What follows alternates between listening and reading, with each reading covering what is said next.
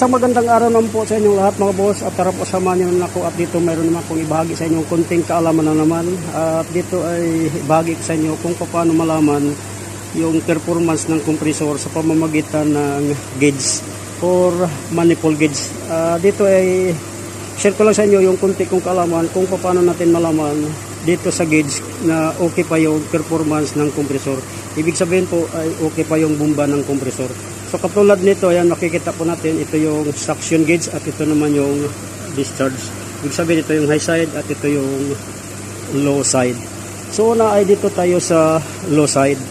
Ayan, sa pamamagitan ng PSI ang ating babasayan. So katulad nito, nasa 30 PSI siya. Ibig pong sabihin ay good yung performance ng kompresor. Ibig sabihin okay yung bomba ng kompresor. Kapag i-accelerate yan, bababa lang siya